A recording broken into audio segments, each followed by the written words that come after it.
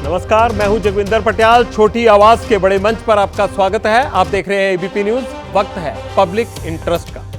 Hindi TV news के prime time का ये ऐसा शो है जहां जनहित में देश की खबरों का परीक्षण होता है। आज प्रधानमंत्री मोदी की मौन साधना का परीक्षण सबसे पहले होगा। विपक्षी इसे आचार संहिता का उल्लंघन मान रहे हैं। क्या मतदान से पहले की शांति में किसी नेता के मौन को प्रचार कह सकते हैं? क्या विवेकानंद रॉक की साधना किसी राज्य के चुनाव को प्रभावित कर सकती है? क्या पीएम की प्राइवेट एक्टिविटी का कवरेज आचार संहिता का उल्लंघन है? आचार संहिता है क्या? कैसे बनती है, कैसे बिगड़ती है? आचार संहिता की लक्ष्मण रेखा पर खड़ी पॉलिटिक्स का परीक्षण पटियाल के साथ देखिए। आज मैं गर्मी का भी परीक्षण करूंगा। पटियाल आपको दिखाएगा कि बढ़ते पारे ने देश की तस्वीर कैसे बदल दी है। आप ये भी जानिए कि टेम्परेचर कैसे भविष्य की सबसे बड़ी प्रॉब्लम हो जाएगा। क्यों गर्मी से रक्षा के लिए सबसे बड़ी चिंता बन गई है। खाना पीना, रहना, सोना, जागना, कपड़ा, सब में बदलाव होने जा रहा है। पटियाल का परीक्षण देखिए और खुद को तैयार कीजिए। Pune Porsche car accident case में नाबालिग के खून का परीक्षण आज किया जाएगा। आपको यह बताया जाएगा कि क्या नया विवाद निकलकर सामने आया है। एबीपी न्यूज को केस की जांच में अहम दस्तावेज मिले हैं जो जांच के दायरे में नए लोगों को ला सकते हैं। देश के सबसे कुख्यात एक्सीडेंट का परीक्षण आप मेरे साथ देखिए।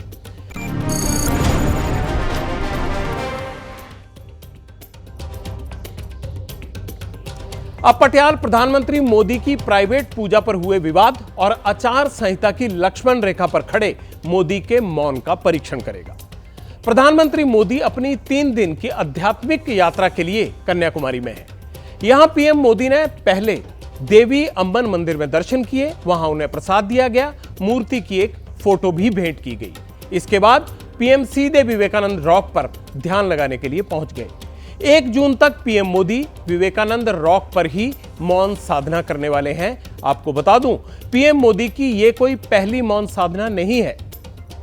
ये आचार संहिता का बिल्कुल स्पष्ट उल्लंघन है। इसमें गुनाह क्या है? इसमें गैर कानूनी क्या है? इसमें आचार संहिता का उल्लंघन कैसे हो सकता है? साल 2014 में चुनाव के बाद नरेंद्र मोदी ने महाराष्ट्र का दौरा किया था, जहां वो शिवाजी महाराज के प्रतापगढ़ किले में गए थे। यहीं अफजाल खान को वध हुआ था। मोदी ने यहां छत्रपति शिवाजी को श्रद्धांजलि अर्पित की थी। साल 2019 में पीएम मोदी केदारनाथ धाम पहुंचे थे और गुफा में मौन साधना की थी। आज पीएम मोदी कन्याकुमारी में विवेकानंद रॉक पर मौन साधना करने के लिए पहुंच चुके हैं। लेकिन पीएम मोदी ने जब आखिरी मतदान से पहले मौन साधना की, तब विपक्ष को नया मुद्दा मिल गया। पीएम की आध्यात्मिक साधना पर सवाल उठाए गए। कन्याकुमारी में पीएम की मौन साधना के खिलाफ कांग्रेस चुनाव आयोग पहुंच गई है। कांग्रेस ने पीएम की साधना को इनडायरेक्ट कैंपेन बताते हुए आचार संहिता का उल्लंघन कहा है। सवाल है, आखिर ये आचार संहिता होती क्या है और कैसे नेता इस आचार संहिता का अचार डालते हैं? आगे आपको ये बताऊंगा। पहले पीएम की साधना पर कांग्रेस की शिकायत सुन लीजिए। किसी परोक्ष रूप से साइलेंस पीरियड में जो चुप्पी रहने का समय होता है 48 घंटे चुनाव के पहले, उसमें कोई भी नहीं, चाहे कितना बड़ा लीडर हो, वो किसी रूप से, सीधे रूप से या परोक्ष रूप से कैंपेनिंग नहीं कर सकता। हमें कोई आपत्ति नहीं है, कोई व्यक्ति, कोई लीडर कुछ भी करे, मौन व्रत रखे या कैंपेन करे, लेकिन वो साइलेंस पीरियड में इनडायरेक्ट कैंपेनिंग नहीं होनी चाहिए। ये सीधा आदर्श संहिता का उल्लंघन है। ये वो तौर तरीके हैं जिनसे आप या तो कैंपेनिंग कर रहे हैं या अपने आप को प्रसारित कर रहे हैं। हमने 2 बड़े सरल बिंदु रखे हैं चुनाव आयोग के सामने। ये आवश्यक होना चाहिए प्रतिबंध चुनाव आयोग द्वारा कि इसका प्रसारण न प्रिंट न देखने वाली मीडिया, विजुअल मीडिया के द्वारा प्रतिबंधित होना चाहिए। देश में चुनाव विधानसभा का हो या फिर लोकसभा का, फ्री फंड और फेयर इलेक्शन करवाने का जिम्मेदारी किसकी होती है? इलेक्शन कमीशन की। उन्हीं के कंधों पर होती है कि आपको फ्री और फेयर चुनाव करवाने हैं। चुनाव की तारीखों की घोषणा वाले दिन ही मॉडल कोड ऑफ कंडक्ट यानी आदर्श चुनाव आचार संहिता लग जाती है और चुनाव लड़ रहे नेताओं से उम्मीद की जाती है कि वो चुनाव के दौरान अच्छा आचरण रखेंगे। लेकिन होता क्या है? चुनावी सभा, रैली या फिर रोड शो, जमकर चुनावी धज्जियां उड़ाई जाती हैं उन कायदे कानून की जो चुनाव आयोग तय करता है। चुनाव लड़ रहे उम्मीदवारों पर आचार संहिता उल्लंघन के आरोप अक्सर लगते रहते हैं। ये कैसे होता है?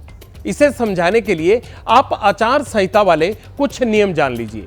आचार संहिता लगने के बाद किसी भी तरह की सरकारी घोषणा, योजना की घोषणा, परियोजनाओं की घोषणा या फिर लोकार्पण या शिलान्यास, भूमि पूजन तक कार्यक्रम इस तरह के कतई नहीं हो सकते। सरकारी गाड़ी, सरकारी अमला, सरकारी विमान या सरकारी बंगले का इस्तेमाल चुनाव प्रचार के लिए नहीं किया जा सकता। किसी भी पार्टी, प्रत्याशी या समर्थक को रैली या जुलूस निकालने या फिर चुनावी सभा करने से पहले पुलिस की अनुमति लेनी होती है। बिना अनुमति किसी के घर पर चुनावी सामग्री, झंडे, बैनर भी नहीं लगा सकते। कोई भी राजनीतिक दल जाति या धर्म के आधार पर मतदाताओं से वोट नहीं मांग सकता। वो ऐसी किसी काम में भी शामिल नहीं हो सकता जिससे धर्म या जाति के आधार पर मतभेद या तनाव पैदा होने की गुंजाइश की नजर से देखा जाता हो। धर्म और जाति के नाम पर नफरत फैलाने वाली राजनीति को मॉडल कोड ऑफ कंडक्ट में करप्ट प्रैक्टिस या फिर इलेक्टोरल ऑफेंस का नाम दिया गया है। आईपीसी के सेक्शन 123(3) और 3(1) में इसका उल्लंघन करने वालों को 3 साल की सजा का प्रावधान भी है। लेकिन पूरे चुनाव के दौरान क्या क्या नहीं होता? धर्म जाति का कोई ऐसा तड़का नहीं है जिसे ये नेता ना लगाते हो। इस चुनाव में भी ऐसा कई बार हुआ। किसी ने संविधान को खतरे में बताया तो किसी ने धर्म को। बिना सबूत के कुछ भी कहने का गजब जोर है। जिसके मन में जो आता है वो आरोप लगा देता है। क्या नेताओं के ये भाषण आचार संहिता के उल्लंघन वाली कैटेगरी में नहीं आते हैं? जब नेता ऐसा करते हैं तो क्या वो आचार संहिता का अचार नहीं डाल देते? भारत के संविधान ने जो आरक्षण दिया है, इसको छीन करके वे वोट जिहाद करने वाले लोगों को देना चाहते हैं। उनके अलग अलग नेता कहते हैं कि हम रिजर्वेशन छीन लेंगे, आदिवासियों से, दलितों से, पिछड़े वर्ग से, इन लोगों से रिजर्वेशन छीना जाएगा। गर्भगृह के आंतरिक कक्ष की चाबियां पिछले 6 साल से लापता है। नरेंद्र मोदी जी चाहते हैं कि ये जो किताब है ये खत्म हो जाए और उनका बिना इस किताब के राज चले। नवीन बाबू की तबीयत खराब होने के पीछे क्या कोई षड्यंत्र है क्या? जब चुनाव खत्म हो जाएगा, आरक्षण खत्म हो जाएगा, रसिया के पुतिन का राज हो जाएगा, किम जोंग का राज हो जाएगा, तो क्या जरूरत है चुनाव कराने की? कहा जा रहा है कि ये लोग 1 ईयर 1 PM फॉर्मूला बना रहे हैं। एक साल 1 PM, दूसरे साल दूसरा PM, तीसरे साल तीसरा PM, चौथे साल चौथा PM, 5वें साल 5वां PM। बताओ भाई क्या होगा देश का? सबके बैंक अकाउंट में महीने का 8,500 रुपए ठक अंदर डाल देंगे। ये शहजादे गर्मी की छुट्टियों पर विदेश निकल जाएंगे खटाखट खटाखट। जिन्होंने बिहार के गरीबों को लूटकर नौकरी के बदले जमीन लिखवाई है, ये जैसे ही ये हेलीकॉप्टर में चक्कर मारने का समय उनका पूरा होगा, जेल का रास्ता तय हो जाएगा। चुनाव आयोग ने नियम कायदे बना दिए, लेकिन पालन करने की जिम्मेदारी तो नेताओं की है। और अगर पालन ना हो तो नेताओं की भाषणबाजी पर एक्शन लेने की हिम्मत भी चुनाव आयोग में होनी चाहिए। पटियाल का सवाल है, आचार संहिता की सबसे बड़ी चुनौती क्या है? जब नेता का भाषण सुनकर पता चल जाता है कि आचार संहिता का उल्लंघन हो रहा है, तो फिर चुनाव आयोग एक्शन क्यों नहीं लेता? इन सवालों का जवाब जानने के लिए पटियाल ने इलेक्शन कमीशन के पूर्व डायरेक्टर मोहम्मद अमीन से बात की आप भी सुनिए। जब बातें सुनने को मिलती हैं या एप्लीकेशंस आते हैं तो उनको हमारे सीईओज को, जो स्टेट के सीईओज होते हैं, उनको भेज दिया जाता है और उनकी आख्या मांगी जाती है और वो अपने डीओ से, डिस्ट्रिक्ट इलेक्शन ऑफिसर से उनकी आख्या रिपोर्ट्स मांगते हैं और उस पर ऑब्जर्वर का कोई अगर पॉइंट है तो वो भी उस पर रिकॉर्ड होता है और वो वापस इलेक्शन कमीशन को आता है। इलेक्शन कैंपेन के लिए बैन कर दिया जाता है, उनको रोक दिया जाता है। अब की बार आपको देखने को मिला होगा कि इलेक्शन कमीशन को जो सभी पार्टियों ने अपने रिप्रेजेंटेशन दिए लोगों अपनी विरोधी पार्टियों के लिए, तो इसमें क्या हुआ कि अब की बार इलेक्शन कमीशन ने इनके जो राष्ट्रीय अध्यक्ष थे उनको नोटिस भेजे और उनसे जवाब मांगा और उनसे ये भी कहा गया, अपेक्षा की गई कि वो अपने जो स्टार प्रचारक हैं जिनकी वो लिस्ट इलेक्शन कमीशन को समय समय पर भेजते रहते हैं, उनको वो हिदायत करेंगे और उनको गाइड करेंगे। इस तरह की भाषा का इस्तेमाल न किया जाए। आदर्श आचार संहिता मतलब मॉडल कोड ऑफ कंडक्ट। लोग पूछते हैं आचार संहिता में मॉडल की जगह मॉरल वर्ड क्यों नहीं है? क्योंकि चुनाव में मॉरलिटी यानी नैतिकता की जरूरत ज्यादा होती है और वही हमारे देश के नेताओं में नजर नहीं आ रही। कुछ का तो यह बोलना भी है कि ऐसे ऐसे दावे कर देते हैं कि जिनका ना कोई सिर होता है और ना ही पैर होता है। राजनीति आचार संहिता का अचार डाल देती है और चुनाव आयोग इसे रोकने में सक्षम नहीं दिखता है।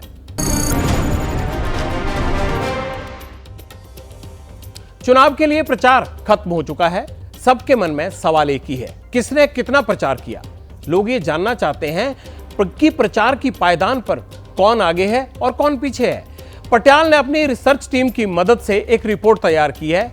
इसमें 16 मार्च से लेकर 30 मई तक के प्रचार का कवरेज का पूरा आंकड़ा आपको दिख जाएगा। सबसे पहले प्रधानमंत्री मोदी ने 22 राज्यों और 2 केंद्र शासित प्रदेश में 166 रैलियां की, 19 रोड शो किए। दोनों को जोड़ दें तो ये प्रचार की पायदान के नंबर 185 पर पहुंच जाते हैं। अमित शाह ने चुनाव में बहुत सक्रियता दिखाई। प्रचार की पायदान में वो कहां रहे, अब इस पर गौर कीजिए। अमित शाह ने 21 राज्यों और 3 केंद्र शासित प्रदेशों में 117 रैलियां और 25 रोड शो किए। प्रचार की पायदान में कुल जोड़ आया 142।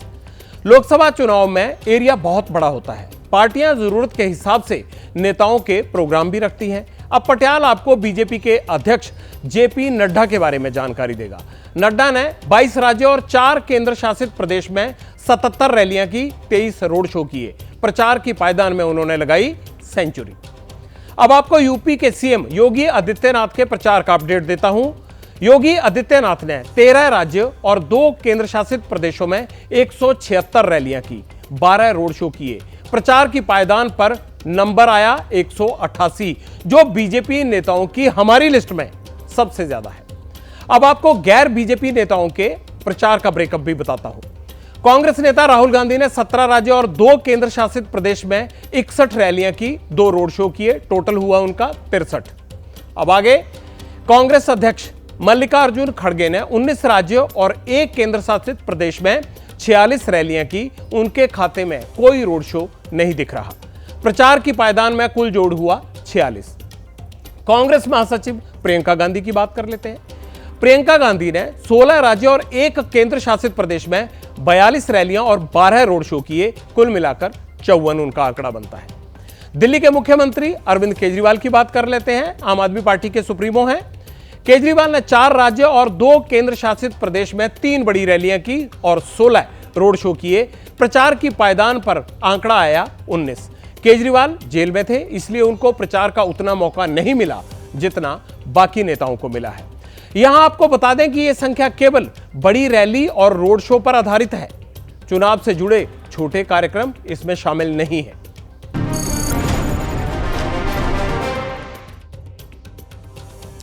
पब्लिक इंटरेस्ट में पटियाल अब उस गर्मी का परीक्षण करेगा जो बर्दाश्त से बाहर है।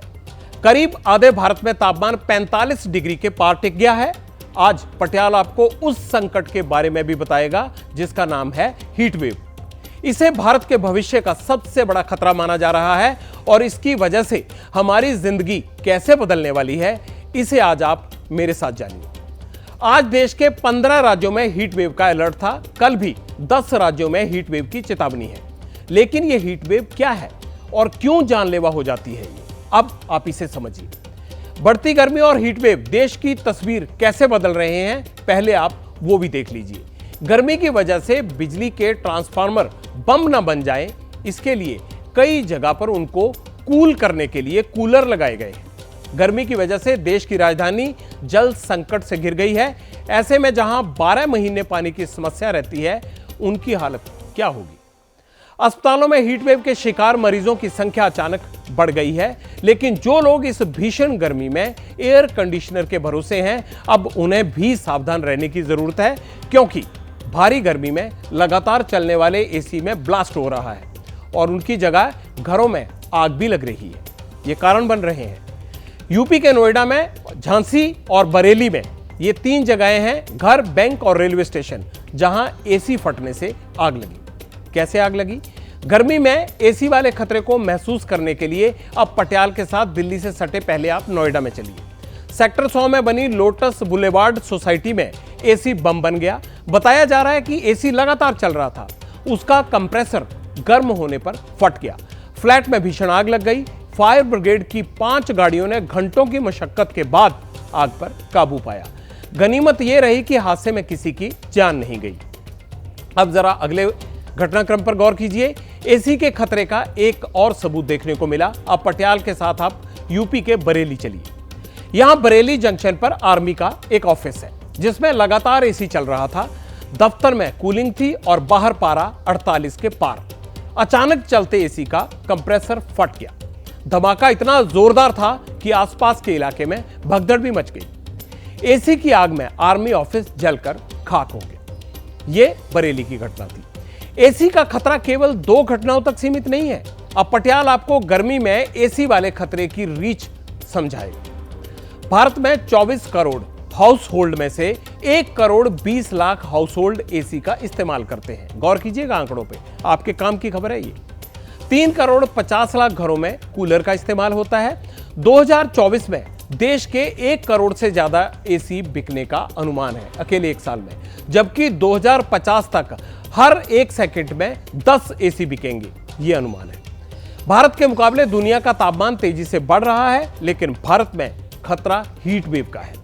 एक इंटरनेशनल रिपोर्ट यह बताती है कि तापमान ऐसे ही अगर बढ़ता रहा तो साल 2090 तक भारत दुनिया में सबसे ज्यादा 290 करोड़ जो लोग हैं वो हीट वेव के शिकार हो सकते हैं। इसमें भारत भी शामिल होगा। यानी चढ़ता पारा चिंता का विषय है, यह समझ लीजिए आप पिछले कई दिनों से हीट वेव के बारे में सुन तो रहे होंगे। सीधे सीधे यह कहा जा सकता है कि हीट वेव गर्मी का खतरनाक स्तर होता है, लेकिन हीट वेव होती कैसे है, अब आप ये जान लीजिए। औसत से ज्यादा तापमान में बढ़ते ही हीट वेव उसका असर दिखाने लगती है और हम उस बढ़ते हुए तापमान को हीट वेव के तौर पे जानने लगते हैं। तापमान अगर सामान्य से 4 या 6 डिग्री सेंटीग्रेड ज्यादा हो तो उसे हीट वेव माना जाता है। देश के कई हिस्सों में इस वक्त 47 डिग्री से ज्यादा तापमान है, जो हीट वेव की गंभीर स्थिति है। इन दिनों देश के कई हिस्सों में अधिकतम तापमान सामान्य औसत से 5 डिग्री या उससे भी ज्यादा बढ़ा हुआ है। इसीलिए करीब आधे भारत में पिछले कुछ दिनों से हीट वेव का अलर्ट है। अगले कुछ दिन भी ऐसी ही खतरनाक गर्मी रहने की आशंका जताई जा रही है। हीट वेव हुआ मेजरली ईस्ट इंडिया में हुआ। उसका मेजर रीज़न यही है कि जब कोई वेदर एक्टिविटी नहीं होगी, सिंपल लैंग्वेज में मैं कहूँ तो जब वेदर एक्टिविटी नहीं होगी तो टेम्परेचर जनरली बढ़ते ही हैं। और जैसे अगर आप साइंस पार्ट में जाना चाहते हैं नॉर्थ वेस्ट इंडिया में, इसमें क्या होता है कि टेम्परेचर्स पाकिस्तान में बहुत ज़्यादा बढ़ते हैं, वहाँ 50 डिग्री तक हो जाता है। जो हवाएं आती हैं वो पाकिस्तान की तरफ से आती हैं, वेस्टर्ली हवाएं आती हैं, वो गर्म हवाएं होती हैं। उसके कारण क्या होता है कि जहाँ भी टेम्परेचर बढ़ता है, उसके अलावा अपर एटमॉस्फेयर, ये तो सरफेस की बात कर रहे हैं, अपर एटमॉस्फेयर में हवाओं का रुख कैसा है।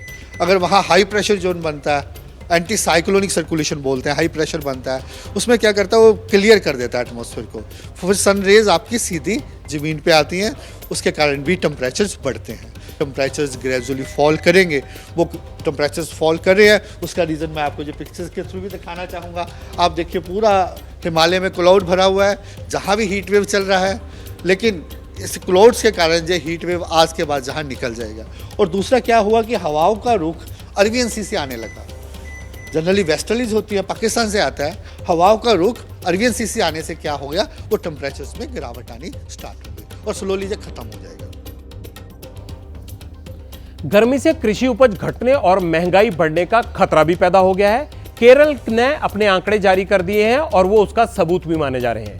केरल में तापमान में बदलाव की वजह से 46,000 हेक्टेयर में जो फसल लगी हुई थी उसके खराब होने की आशंका है। 250 करोड़ रुपए की फसल का नुकसान हो सकता है। गर्मी का सबसे बुरा असर सब्जियों की खेती पर होता है। अब भीषण गर्मी से देश का किसान अपनी फसल कैसे बचा सकता है, इस पर मैंने एक्सपर्ट से बात की। ना जो हीट वेव होती है शुष्क होती है और तापमान इसका ज़्यादा होता है, तो जब ये आपकी चलती है तो आपकी फसल में जो नमी है वो नमी को अवशोषित कर देती है, तो वाष्पोत्सर्जन आपका बढ़ जाएगा। तो नमी की कमी होने से आपका जो फसल है, अगर वो फल लगने की अवस्था में है या फूल लगने की अवस्था में है, तो उनकी उपज और जो फल फूल है वो आपके नहीं लगेंगे, आपकी उपज खराब हो जाएगी या फसल की गुणवत्ता खराब हो जाएगी। और सिंचाई जो है आपको सुबह जो है 10 बजे से पहले करना है और या तो शाम को 5 बजे के बाद ही करना है। और आपको जो सिंचाई जो करनी है वो खेतों में पानी नहीं भरा होना चाहिए, क्योंकि आप देख ही रहे तापमान 45 से ऊपर जा रहा है और अगर आपने खेत में पानी भर दिया तो उसका तापमान और ज़्यादा बढ़ जाएगा, तो आपको फसलों में बचाव की बजाय आपका नुकसान हो जाएगा। तो आपको एक तो मैं कहूँगी कि ड्रिप इरिगेशन जो हम कहते हैं, टपक विधि से सिंचाई करें, और दूसरा स्प्रिंकलर इरिगेशन, ये इससे आप जो है सिंचाई करें। आपकी नर्सरी है तो उसको आपको ढक के रखना है, शेड में रखना है। और शेड में आपको इस बार जैसे हम कहते हैं ना, काले रंग का जाला बिल्कुल प्रयोग नहीं करना है। इसमें या तो आप सफ़ेद रंग का जाला यूज कर सकते हैं या आपका हरे रंग का जाला यूज कर सकते हैं। अब पटियाल आपको हीट वेव का जो असर बताने जा रहा है वो आपके होश उड़ा देगा। हीट वेव हमारे एनर्जी बजट और फ्यूचर के लिए एक बड़ा खतरा है। सौर ऊर्जा के उत्पादन पर इसका गंभीर असर पड़ेगा, क्योंकि सोलर चार्जिंग में बेस्ट रिजल्ट 15 से 35 डिग्री सेल्सियस पर मिलता है, लेकिन हीट वेव की वजह से औसत तापमान 45 डिग्री की ओर बढ़ रहा है। तापमान बढ़ने का सबसे बुरा असर काम की प्रोडक्टिविटी पर पड़ेगा। वर्ल्ड बैंक के मुताबिक भारत में 3.5 करोड़ नौकरियों को इससे नुकसान हो सकता है। 2050 तक एसी के लिए ऊर्जा की डिमांड 3 गुना और बढ़ जाएगी। 1 डिग्री तापमान बढ़ने पर चावल के उत्पादन में 10% की गिरावट आती है। सब्जी और फल के उत्पादन में 10 से 30% तक की गिरावट आ जाती है इससे। तो आपको पता है कि खाने पीने की चीजें महंगी होने लगेंगी जब उत्पादन कम होगा। हीट वेव आने से कल दुनिया को कैसे बदल दिया जाएगा, अब आप उसको समझिए। हमारा कल कैसे बदलेगा, यह किसी साइंस फिक्शन की तरह फ्यूचर में जाने जैसा है, लेकिन यही सच्चाई है और इसकी रफ्तार उम्मीद से ज्यादा है। गर्मी का असर खाने पीने की आदत पर भी पड़ने लगा है। फल, सब्जी, जूस और लिक्विड डाइट की आदत बढ़ती जा रही है। भविष्य में ऐसे घर बनेंगे जिनमें लोहे और कंक्रीट का इस्तेमाल कम होगा। बायो फ्रेंडली स्मार्ट हाउसेस का चलन बढ़ेगा। काम की शिफ्ट बदल जाएगी। दिन में काम होगा, दोपहर के समय ब्रेक ज्यादा लंबा होगा। स्कूल की शिफ्ट बदलेंगी, घर में पढ़ाई का चलन बढ़ सकता है। गर्मी की छुट्टियां और लंबी हो सकती हैं।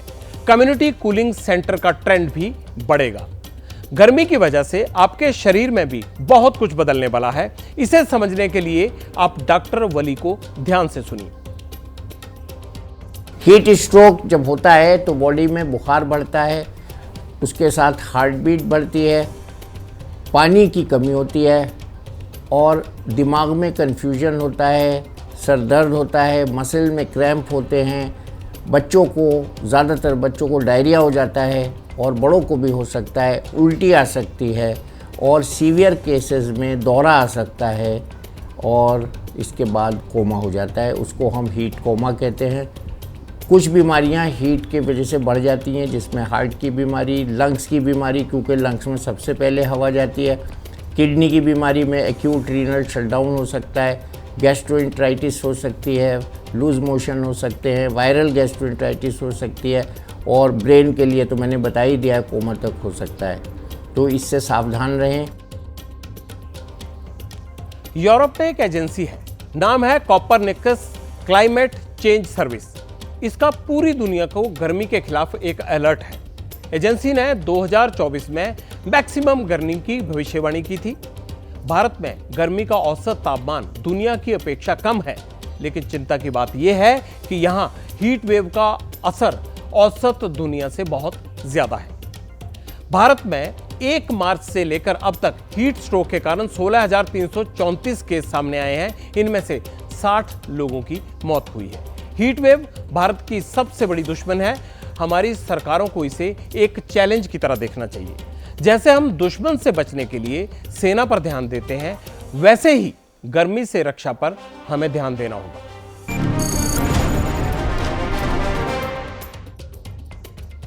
पटियाला अब सेंट्रल ब्यूरो ऑफ इन्वेस्टिगेशन यानी सीबीआई की क्लीन चिट का परीक्षण करेगा। यह क्लीन चिट क्या है, आप सोच रहे होंगे। और यह परीक्षण इसलिए जरूरी है क्योंकि देश में सबसे विश्वसनीय कही जाने वाली जांच एजेंसी सीबीआई की विश्वसनीयता कटघरे में है। कोई क्रिमिनल केस हो या फिर करप्शन का मामला, बात जब जांच पर आती है तो सबसे पहले सीबीआई का ही नाम जुबान पर आता है। लेकिन जब सीबीआई की जांच रिपोर्ट पर अदालत सवालिया निशान लगा दे तो आम जनता की नजर में जांच एजेंसी की गारंटी और क्रेडिबिलिटी दोनों शून्य हो जाती हैं। सबसे पहले पटियाला आपको बताएगा कि आज सीबीआई कटघरे में आखिर है क्यों। मामला मध्य प्रदेश के नर्सिंग कॉलेज घोटाले का है। सीबीआई ने घोटाले की जांच की, फाइनल रिपोर्ट दे दी, लेकिन एमपी हाईकोर्ट ने दोबारा इस जांच को करने के आदेश दे दिए हैं क्योंकि सीबीआई पर आरोप है कि जिन अफसरों ने जांच के बाद नर्सिंग कॉलेजेस को आरोपों में क्लीन चिट दी थी, उसके नीचे एक बड़ा घोटाला हुआ था, यानी सीबीआई की क्लीन चिट में स्कैम। हाईकोर्ट के आदेश के मुताबिक मध्य प्रदेश में 169 प्राइवेट नर्सिंग कॉलेजेस की जांच दोबारा से होगी। कोर्ट ने जांच के लिए 2 बातें अनिवार्य कर दी हैं। अब पहली ये कि जांच जिला मजिस्ट्रेट के सामने होगी और दूसरी बात ये कि जांच की वीडियोग्राफी भी होगी। खास बात यह भी है कि हाईकोर्ट ने नर्सिंग घोटाले की दोबारा जांच का जिम्मा भी सीबीआई को ही दिया है। अब यह बड़ी बात है, एक पहले भी सीबीआई ने की और अब भी सीबीआई करेगी। अब आप मध्य प्रदेश के नर्सिंग कॉलेज स्कैम के बारे में विस्तार से जान लीजिए। 2020-21 में सरकार ने 219 नए नर्सिंग कॉलेज खोलने की मंजूरी दी थी। एक के बाद एक पूरे प्रदेश में धड़ल्ले से नए नर्सिंग कॉलेज खोल दिए गए। नियमों को दरकिनार करते हुए नए कॉलेजों को मान्यता भी मिलती रही और नर्सिंग कॉलेज में स्टूडेंट्स ने एडमिशन भी ले लिया, उनसे मोटी फीस भी वसूल ली गई। लेकिन यह भी चर्चा शुरू हो गई तभी कि नर्सिंग कॉलेज अधूरे हैं, कॉलेज होने की शर्तें वो पूरी नहीं करते। इसे घोटाले का नाम दिया जाने लगा। फिर खुद को विसल ब्लोअर कहने वाले एक आदमी ने इसको सबूतों के साथ बेनकाब कर दिया, जिनका नाम है रवि परमार। लेकिन शिकायत के बावजूद अधूरे नर्सिंग कॉलेज चलते रहे। फिर भी जनवरी 2022 में मध्य प्रदेश हाईकोर्ट में एक जनहित याचिका दायर की गई। फर्जी नर्सिंग कॉलेज बंद करवाने और उनकी मान्यता को रद्द करवाने की मांग की गई। मार्च 2022 में हाईकोर्ट ने सरकार और नर्सिंग कॉलेजेस को नोटिस इशू कर दिया। हैरानी की बात यह थी कि जिन कॉलेज के पास अपना कैंपस और बिल्डिंग नहीं थी, उन्हें भी कॉलेज की मान्यता दे दी गई थी। कई नर्सिंग कॉलेज ऐसे भी थे जो स्कूल में चल रहे थे, कुछ तो बगीचे में चल रहे थे। कुछ का पता खोजने जाओ तो मौके पर कॉलेज की जगह वहां दुकान मिलती थी। ये सब गड़बड़ियां हुई और इन गड़बड़ियों की शिकायत मिलने पर हाईकोर्ट की ग्वालियर बेंच ने पिछले साल मध्य प्रदेश के नर्सिंग परीक्षा पर रोक लगा दी और मामले की जांच सीबीआई को सौंप दी। सीबीआई ने 308 नर्सिंग कॉलेज की रिपोर्ट तैयार की। नर्सिंग कॉलेजेस को 3 कैटेगरी में बांटा गया, सूटेबल, अनसूटेबल और अधूरे कॉलेज। सीबीआई ने 169 कॉलेजेस को सूटेबल माना, 66 कॉलेजेस को अनसूटेबल माना, जबकि 74 कॉलेज जांच में अधूरे मिले। सीबीआई की इसी जांच रिपोर्ट में असली खेल हो गया। जांच करने वाले अफसरों ने क्या खेल किया और उनकी वजह से कहां क्या दिक्कत आई, अब इसको समझिए। नर्सिंग कॉलेज स्कैम में सीबीआई की दोबारा जांच की नौबत इसलिए आई और यह बताने के लिए पटियाल आपको घोटाले के 2 बड़े किरदारों से पहले मिलवाना चाहता है। पहला नाम है राहुल राज और दूसरा नाम है सुशील कुमार मजोक। ये दोनों सीबीआई के इंस्पेक्टर हैं जो नर्सिंग घोटाले की जांच में शामिल थे। घोटाले की जांच में अब तक सीबीआई ने जो 13 गिरफ्तारियां की हैं, उनमें ये दोनों भी अब शामिल हैं। नर्सिंग कॉलेज में जो रिपोर्ट सीबीआई ने तैयार की वो सार्वजनिक हुई तो इस मामले की शिकायत करने वाले ने पूरी लिस्ट की बारीकी से पड़ताल शुरू कर दी। तो इसमें सीबीआई अफसर का कौन सा कारनामा सामने आया, खुद शिकायत करने वाले की जुबानी सुनी। रिपोर्ट पे हमने स्टडी की तो उसमें हमें पता चला कि मध्य प्रदेश सरकार के संचालित किए जा रहे शासकीय नर्सिंग कॉलेज 10 नर्सिंग कॉलेज में सीबीआई ने कमियां बताई है। मतलब मध्य प्रदेश का सबसे बड़ा और भोपाल का सबसे बड़ा अस्पताल हमीदिया अस्पताल, जहां पर हजारों मरीज प्रतिदिन इलाज के लिए आते हैं, उसमें सीबीआई ने कमियां बताई। वहीं ऐसे कॉलेज थे जो उनके पास बिल्डिंग नहीं थी, स्कूल के बिल्डिंग में चल रहे थे, कहीं गार्डन में चल रहे थे, तो इस तरह से कॉलेज चल रहे थे जिनके पास अस्पताल नहीं थे। उन कॉलेजों को सीबीआई ने क्लीन चिट देकर सुटेबल लिस्ट में शामिल कर लिया था। इसमें दोषी अधिकारी जो अभी भी विभाग में पदस्थ हैं, मेडिकल यूनिवर्सिटी के रजिस्ट्रार हो गए, कुलपति हो गए, इन लोगों को इनके पद से हटाया जाए और उनके ऊपर कानूनी कार्रवाई की जाए जांच करवाकर, क्योंकि ये दोषी हैं और ये जांच को प्रभावित कर सकते हैं। और इन लोगों ने जांच को प्रभावित करने के लिए सीबीआई के अधिकारियों तक को खरीद लिया। गिरफ्तार सीबीआई इंस्पेक्टर राहुल राज और सुशील कुमार पर आरोप है कि उन्होंने ही सीबीआई की साख को बट्टा लगा दिया। सीबीआई की दोबारा जांच में सामने यह आया है कि फर्जी नर्सिंग कॉलेजेस को सूटेबल बताने के लिए 10 लाख तक का रेट था। इस करप्शन में सीबीआई की लोकल जांच टीम के सभी अफसर शामिल थे। इन्वेस्टिगेशन में शामिल होने के लिए अफसर का रेट फिक्स था। किसी कॉलेज से 2 लाख रुपए तो किसी से 10 लाख रुपए तक वसूले गए और ओके वाली लिस्ट में फर्जी नर्सिंग कॉलेजेस का नाम डाल दिया गया। लिस्ट की जांच में यह भी सामने आया कि भोपाल में किराए के घर में चल रहे कॉलेज भी नर्सिंग कॉलेज के तौर पर फिट माने गए। सीधी में 4 कमरों की दुकान में कॉलेज चल रहा था। शहडोल में 2 कमरों के घर में कॉलेज चल रहा था, फिर भी वो सीबीआई की लिस्ट में फिट थे। आरोप है कि इनमें नर्सिंग अफसर 50,000 रुपए रिश्वत ले रहा था और पटवारी भी 20,000 रुपए रिश्वत लेता था। सीबीआई ने इस मामले में कुल 23 लोगों को आरोपी बनाया है, जिनमें अपना उनका एक डीएसपी और 3 इंस्पेक्टर भी शामिल हैं। 4 शहरों में 31 जगह पर छापेमारी हो चुकी है। 13 आरोपियों को सीबीआई अब तक गिरफ्तार कर चुकी है। घोटाले के 2 करोड़ 33 लाख रुपए बरामद किए जा चुके हैं। 4 गोल्ड बार, 36 डिजिटल डिवाइसेस और 150 संदिग्ध दस्तावेज भी जब्त हो चुके हैं। सच सामने आया तो एमपी सरकार ने 66 अनफिट नर्सिंग कॉलेजेस को बंद करने और उनके मालिकों के खिलाफ कार्रवाई करने का भी आदेश दिया है। दूसरी तरफ भोपाल की स्पेशल कोर्ट ने 13 आरोपियों की पुलिस रिमांड 1 जून तक के लिए बढ़ा दी है। लेकिन यहां बड़ा सवाल यह है कि जिन पर घोटाले का सच सामने लाने और ऐसे मामलों की निष्पक्ष जांच की जिम्मेदारी हो, अगर वो भी करप्शन की कड़ी बन जाए तो जनता आखिर कौन सी एजेंसी पर जांच के लिए भरोसा करे। आरोपों के घेरे में खुद सीबीआई के अफसर हों तो हमारा यहां पर सवाल यह है कि जवाब सीबीआई के पूर्व स्पेशल डायरेक्टर एमएल शर्मा से सुनना चाहिए कि ऐसे में पब्लिक आखिर क्या उम्मीद करे किसी बड़ी एजेंसी से। बेईमानी तो हिंदुस्तान में घुसी हुई है, इसलिए हो रहा है कि सुपरवाइजरी ऑफिसर, चाहे वो एसपी हो या डीआईजी हो, ख़ास तौर से डायरेक्टर, वो उसको ठीक तरह से सुपरवाइज नहीं कर रहे हैं। अन्यथा अगर अच्छा डायरेक्टर हो, अच्छे सीनियर ऑफिसर हों, तो करप्शन करने में जूनियर ऑफिसर्स को बहुत झिझक आएगी और क्योंकि उनको डर रहेगा कि पकड़े जाएंगे। लेकिन मुझे इस बात की खुशी है कि सीबीआई ने एक्शन लिया है उनके खिलाफ। जुडिशरी में या न्याय व्यवस्था में सुप्रीम कोर्ट लास्ट कोर्ट है, उससे बड़ा कोई कोर्ट नहीं है। इन्वेस्टिगेशन के मामले में सीबीआई लास्ट एजेंसी है, जिसको बोलते हैं लास्ट पोस्ट है, इससे बड़ी कोई एजेंसी नहीं है। तो फिर भरोसा ख़त्म हो जाएगा, सारा सिस्टम ही टूट जाएगा, छिन्न भिन्न हो जाएगा। इसलिए ज़रूरी है कि सीबीआई के अंदर प्रोफेशनल एफिशिएंसी भी हो और 100% ईमानदारी हो। इसकी ज़रूरत है देश के लिए।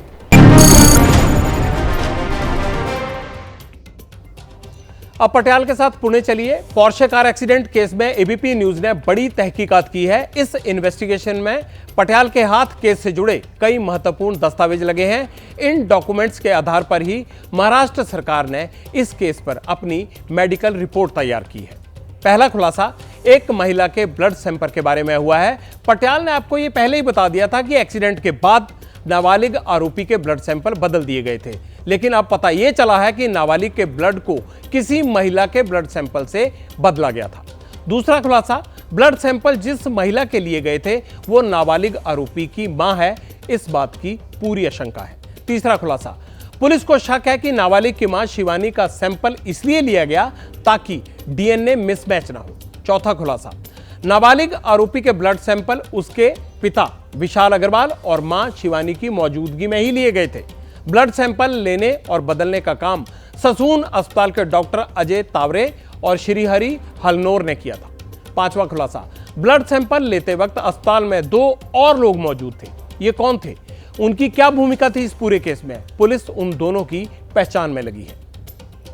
ये बहुत बड़े बड़े खुलासे हो रहे हैं और ये इसलिए हो रहे हैं, मुझे लगता है कि वर्ल्ड रिकॉर्ड बन गया है पुणे के पोर्शे एक्सीडेंट केस में कि जो भी लोग सिस्टम में थे वो सब कोई ना कोई रूप से मिलकर आरोपी को बचाने में लगे हुए थे, उसके परिवार के साथ काम कर रहे थे।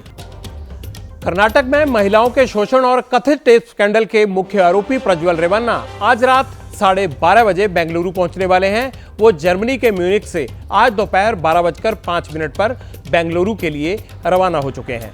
बताया जा रहा है कि एयरपोर्ट पर उतरते ही केस की जांच कर रही एसआईटी रेवन्ना को गिरफ्तार कर लेगी। तिहाड़ जेल में अरविंद केजरीवाल के वजन घटने वाले दावे को गलत बताया गया है। जेल के मेडिकल अफसर ने कहा है कि जेल में उनका वजन नहीं घटा है। 1 अप्रैल को उनका वजन 65 किलो था, 3 अप्रैल को 65 किलो, 8 अप्रैल को 66 किलो, 16 अप्रैल को 65 किलो, 29 अप्रैल को 66 किलो और 9 मई को उनका वजन 64 किलोग्राम था। अरविंद केजरीवाल का दावा है कि जेल में उनका वजन 7 किलो घट गया है। इसकी जांच करवाने के लिए उन्होंने अंतरिम जमानत 7 दिन बढ़ाने के लिए सुप्रीम कोर्ट में फरियाद की थी। देश के 55 करोड़ लोगों के लिए राहत की खबर है। कैशलेस हेल्थ इंश्योरेंस में पेशेंट को इलाज पूरा होने के बाद 3 घंटे के भीतर क्लेम सेटल करके डिस्चार्ज करना होगा। 160 नंबर अब आपको धोखाधड़ी और परेशान करने वाली अनवांटेड कॉल से बचाएगा। खास तरह के प्रचार करने वाली कंपनियों के नंबर 160 से शुरू होंगे। पब्लिक इंटरेस्ट में आज इतना ही। कल रात फिर होगी आपसे मुलाकात। अब मुझे दीजिए इजाजत, लेकिन एबीपी न्यूज पर खबरों का सिलसिला जारी है। शुभ रात्रि।